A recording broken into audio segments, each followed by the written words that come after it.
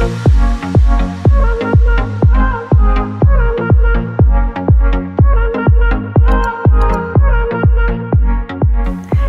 you guys, I am back. I've been back for a week, but I'm just now getting to this vlog because when you're gone for a week, it takes forever to catch up. But I'm finally caught up after our trip to the Bahamas, and I wanted to share with you guys some things that we did, and more importantly, why it was one of the best trips I've taken in a really long time. And that's because of how completely disconnected I was the whole time. So I'm gonna tell you about that. But first, in case you guys, oh my gosh, these things ruin every single video and photo to ever exist. So I just wanted to tell you guys what we did while we were there. We went to Exuma, Bahamas, and Exuma is a super small island. Hardly anyone lives there.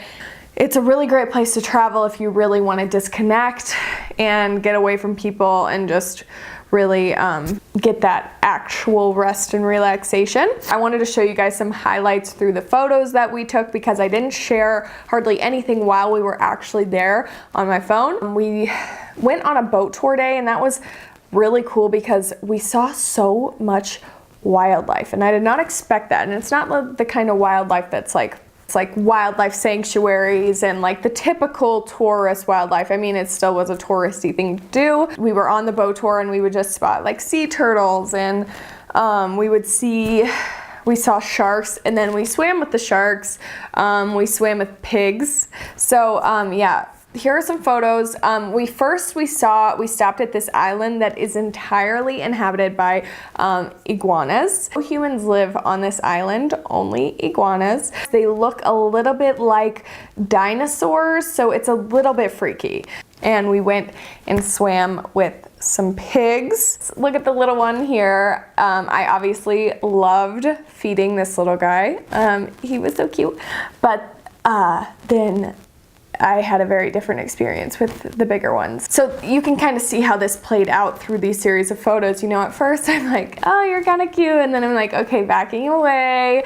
And then I'm like, okay, I'm just gonna throw the cracker because they are known to bite people if you put your hand too close to them. So that's what I did, and that's how that played out. I will say it was a really cool experience to, you know, see these pigs on this island in the Bahamas. It's kind of random, it seems like.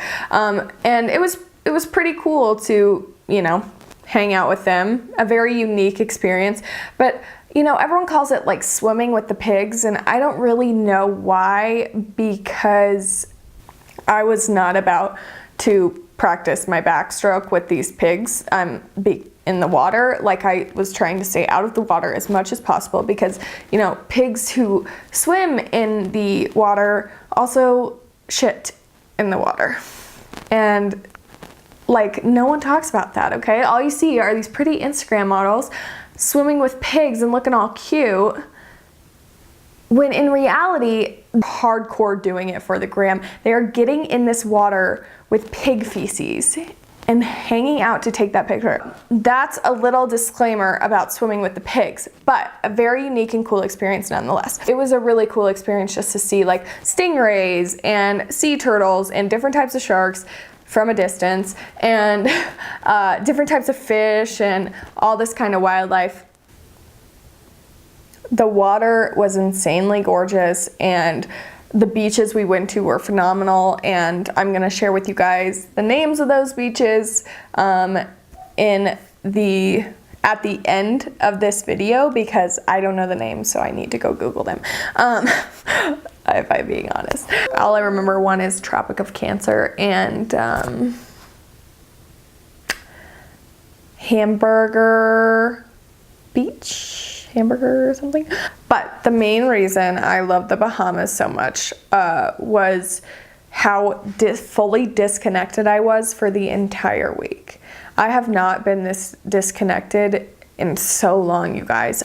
Not only did I not touch my phone, but I also disconnected from work entirely by not trying to constantly use my free time on vacation productively. Usually when I travel, I see it as an opportunity to still get work done because I'm an entrepreneur. I can work from anywhere, or at least think productive thoughts like goal setting, dreaming, planning, scheming. Like that is my personality, and my natural instinct when I have downtime is to be planning for the future so that there is no time wasted. You know, I practice meditation daily. You guys know that probably by now.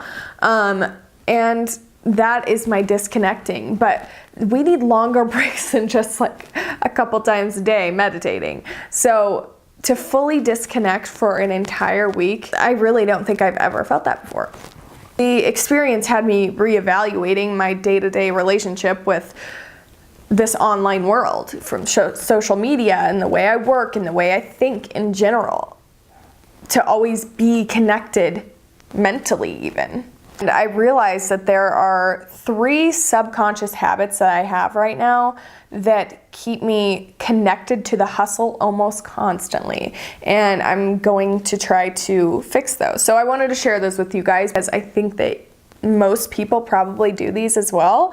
And, you know, if I have found them helpful, I think you guys probably can too. The first bad habit I realize I have is the way I share my life on the internet. I'm realizing that in the world we live in, instead of living a life, we project one. And we're constantly thinking about what parts of our lives are worthy to share on the internet. It's ingrained into our thought process, and when we experience a beautiful moment, we feel the need to immediately share it with others and project it online instead of experiencing it. So whatever, something about that moment, whether it was funny or bizarre or unique or beautiful, stunning, you know, you're traveling or your dog does something funny. These are examples that I always do. We feel the need to, instead of experience it, we feel the need to project it and to share it online. And I found this especially to be true in the creative and entrepreneurship industries that I'm in. It's like we so heavily rely on these online platforms to build our brands, and our brands are supposed to be a reflection of us, and so it consumes us to constantly think about what parts of our lives do our followers or our customers want to see. If you're somehow in this industry, you probably can relate to that you know, you're constantly thinking about how can we create content that people will find worthy and real and genuine, so you tap into your real life to share it. And I just think that it's a terrible habit, and it's not the way we are meant to live. To break this habit, I've decided to resist the urge to constantly share online. Whether that be, you know, my dog being cute, like I said, or while I'm traveling, a full week of traveling, of course I want to share that. That's my gut reaction, is to share. Look at this cool stuff that I'm experiencing. I want you guys to experience it too. Look at my dog being psycho. That makes me a real human. You know, I want to share that stuff, but I'm trying to resist that, to break that habit. Instead, you know, I may document those moments to look back on, but not sharing in that moment, not taking a second to document it, but then putting it away and not taking the moment to think about how it's going to be projected online and how people are going to perceive it online. So I'm now dedicating specific timeframes to sharing online. So when I post and when I share online, it's going to be more conscious and more strategic, I guess. I'm not going to let moments be swept away by this desire to project them online. And then in those times that I am sharing online, I'm going to try to be more conscious and more present. And then I'm also just getting more real when I share online. So I'm doing a truth behind the highlight behind every post, where I share the, like, what actually happened when I took that post, instead of it being, you know, just this curated photo that seems so natural when it's just not. That's not how we live our lives. I mean, I still am going to try to keep up, you know, with the growing the business and posting pretty photos, but I'm going to be more real about it. I'm going to explain why my photos look the way they do. But the most important part of this is taking breaks from sharing online in general. So like when I travel, truly getting a vacation of the mind, so that I am not concerned with being connected and projecting what I'm experiencing. I'm going to take a break when I travel. That will be my marker from now on, is to try and not share everything while traveling. And then also, you know, taking at least 1 to 2 days a week to entirely disconnect from sharing online. And then the next habit that I'm trying to break, that I realize is a problem, is the way I consume content. Scrolling can be the death of my mental health sometimes. And all it takes is getting sucked into the wormhole of social media to get me on this rapid downhill slope of comparing, wishing, wanting, and reading a bunch of BS that does not serve me in any way. Like, I don't want my thoughts, I don't want my mind to be consumed by that. So to break this habit, I've already started doing this, but I am logging out of my apps. It has been a lifesaver in really making it a conscious decision to log on and consume content. Okay, so but every time before I log in, I have to consciously think, okay, wait a second, why am I logged out? Okay, yeah. It's because I don't really want to consume stuff that doesn't serve me or that's going to do more harm than good. So do I actually want to log in and start consuming content? Again, with the scheduling time in, not only to post, but also to consume content, okay? So giving myself like 20 minutes a day. These 20 minutes a day, I am going to engage with my friends on here. I'm gonna see what they're up to and be very conscious, again, while I'm consuming that content in that designated time frame of, you know, experiencing joy for my friends, seeing what they're up to and feeling happy for them for whatever they're doing, or, you know, showing them some love, or whatever it may be, or responding to people showing me love on my content. Just engaging consciously and mindfully. Same thing. Back to taking breaks. So again, being sure to take at least a day, a full day break a week from consuming content, and then longer breaks, like a week when I travel, or, you know, a few days while I'm out of town, just to be sure that I am giving myself giving my mind that break. Final step I'm taking to start disconnecting more in my day-to-day life is eliminating my hustle brain. Now, despite this hustle culture that we live in, you don't have to be productive 24/7. Your mind does not have to be productive 24/7. I actually am going to do a whole blog post about the truth about hustling, so be on the lookout for that one. But to cover the basics, to be fully disconnected, to take true breaks from being connected to the online world and to this hustle culture, you have to turn off your hustle brain. And it's not like turning off your brain. That's not what I mean. You can't actually do that. It is trying to be conscious of those incessant productive thoughts that are constantly like, you have to be goal setting, you need to be dreaming and planning and scheming. Don't take this time to just relax and not hustle. Like, my brain always wants to tell me when I'm trying to rest and relax that I'm being lazy and that I'm not productive enough and that I'm not doing enough, I am not enough. But you're never experiencing the moment if you're constantly thinking about the future. That is a fact.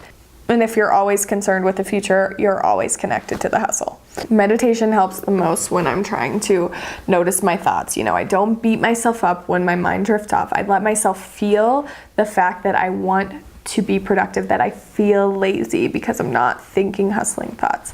I notice my thoughts and I come back to the moment.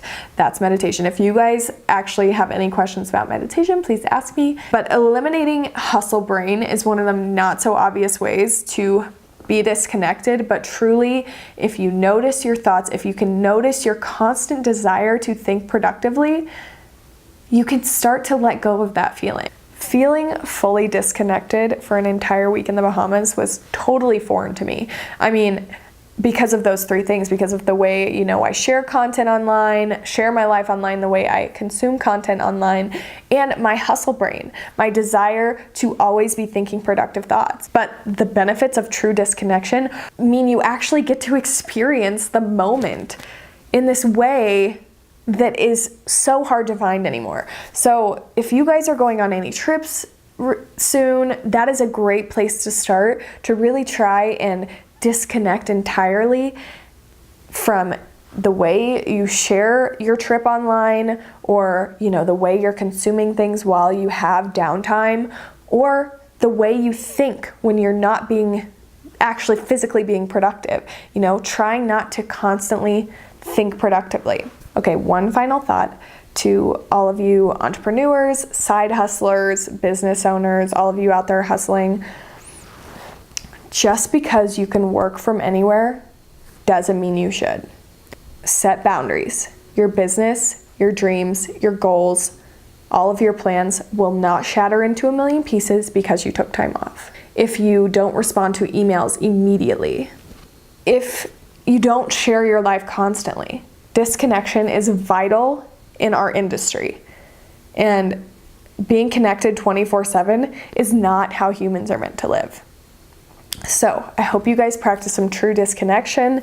If you want to try disconnecting, I obviously highly encourage it. I would love to hear from you guys saying that you took some time to disconnect. If you want to do that, but you still want to keep up with these blog posts, these vlogs, subscribe to my channel and sign up for my email list, okay? I have some freebies that you guys can go to my website, sign up for, and you can get emails notifying you when I have a blog post or a new vlog. Okay, so I just want you guys to experience the disconnection that I did in the Bahamas. It was truly just lovely being present with those giant pigs and the iguanas, and I really want that for you guys. I want you to experience things fully like I did. The pig feces. Yeah. Okay, subscribe. All right, have a good one.